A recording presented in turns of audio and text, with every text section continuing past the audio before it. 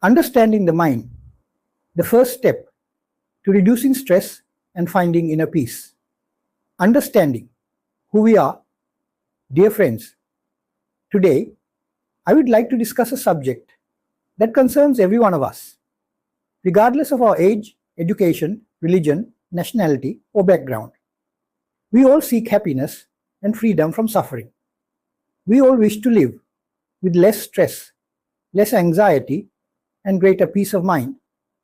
The great teacher devoted much of his teaching to understanding why human beings suffer, and more importantly, how suffering can be reduced. Many people think his teaching is mainly about meditation. Meditation is certainly important, but before meditation can produce deep and lasting results, we first need to understand ourselves. The first question we should ask is a very simple one. Who am I? Most of us use the words I, me, and mine every day. Yet very few people stop to examine what these words really mean. When we observe carefully, we find that there are at least three important aspects of our experience. The first is the body. The body influences us continuously. Hunger, tiredness, illness, comfort, pleasure, and pain all affect our decisions. Although we like to think we are completely independent, our physical condition often shapes our thoughts, emotions, and behavior. The second is the constantly changing flow of thoughts, memories, emotions, perceptions, and habits that we call the mind. The mind is always active. Thoughts arise one after another. Memories appear unexpectedly. Desires come and go. Worries emerge without invitation. Fears appear even when we do not want them. The third is the sense of I that claims ownership of these experiences. We naturally say, my body, my thoughts, my feelings, and my opinions. The great teacher encouraged us to examine these carefully because confusion about them is one of the major causes of human suffering. The habits and the power of the mind. Another important observation is that human beings are creatures of habit. Whenever we repeat an action, the mind gradually develops a tendency to repeat it again. Good habits become easier with practice.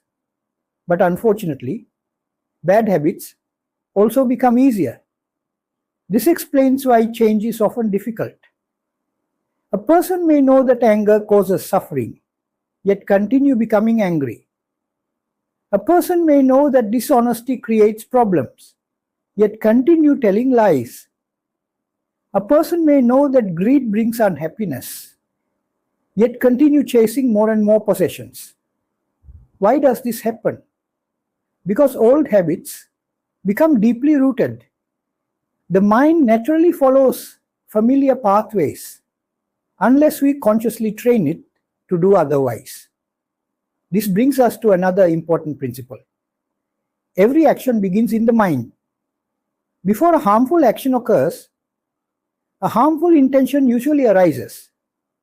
Before hurtful words are spoken, unhealthy thoughts often appear first. If we wish to improve our lives, we must learn to recognize these mental processes before they develop into speech and action. This is one of the most important purposes of mindfulness. The hidden causes of stress. This brings us to another subject that affects every one of us. Stress. Most people believe stress comes mainly from external circumstances. They blame traffic, financial pressures, family problems, work, politics, illness, or difficult people.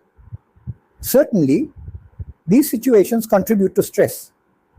But it is equally important to recognize another source of stress that is often overlooked. Whenever we act against our own conscience, an inner conflict is created. When a person lies, part of the mind must remember the lie. When a person acts through hatred, the mind becomes disturbed. When greed dominates the mind, fear of losing what has been gained often follows. When jealousy arises, peace disappears. When resentment is held for a long time, the mind carries a heavy burden. Even if nobody else knows about these actions, the mind knows. As a result, tension develops within us. Modern psychology often describes these experiences as internal conflict, guilt, anxiety, or cognitive dissonance. The teacher recognized this reality many years ago. Unwholesome actions disturb the mind, wholesome actions calm the mind. Therefore, ethical living is not merely a moral principle, it is also one of the most effective ways of reducing stress. Many people search for peace through entertainment, travel, shopping, alcohol, or endless distractions. These may provide temporary relief, but if the underlying causes of mental disturbance remain unchanged, stress soon returns. Instead of merely treating the symptoms, we should attempt to remove the causes.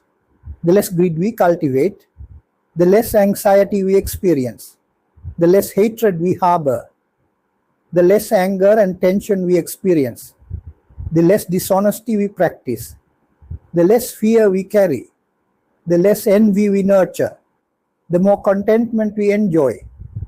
This is not simply a religious belief, it is something that can be observed and tested in everyday life.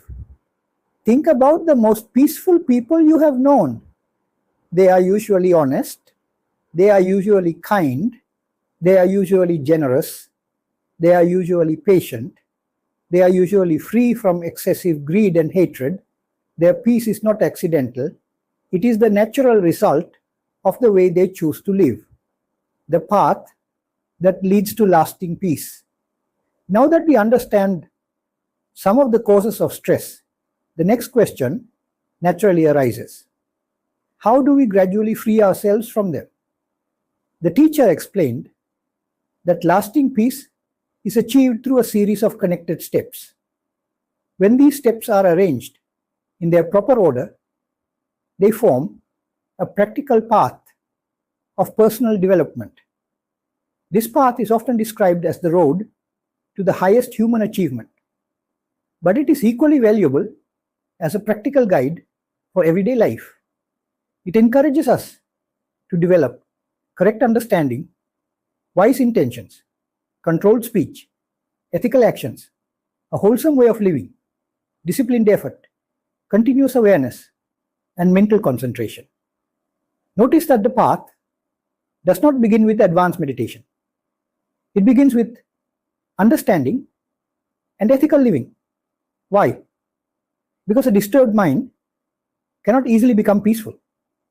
When our speech becomes more truthful, stress decreases. When our actions become more ethical, stress decreases. When our intentions become kinder, stress decreases. As stress decreases, the mind naturally becomes calmer. As the mind becomes calmer, mindfulness becomes easier. As mindfulness grows stronger, wisdom gradually develops. This process is gradual. The path does not promise instant transformation. It requires steady and consistent development. Every small improvement matters. Real progress takes time.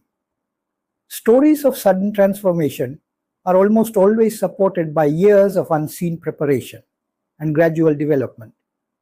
Every harmful habit weakens our progress. Every wholesome action strengthens it. Every moment of self-awareness moves us forward. Conclusion. Perhaps one of the most important lessons we can learn is that inner peace is not something we obtain from the outside. It develops through understanding ourselves and gradually removing the causes of mental disturbance within. The world around us may remain imperfect.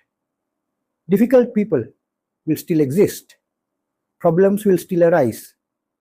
Challenges will continue to appear. Yet as we reduce greed, hatred, dishonesty, jealousy, and other harmful tendencies, we begin to discover something remarkable. The mind becomes lighter, stress begins to diminish, peace becomes more natural, and with every step we take, we move closer to the lasting freedom and inner peace that every human being seeks. Thank you for listening. In our next talk, we will continue this journey by exploring the next stage of understanding ourselves more deeply and learning how this understanding can transform the way we live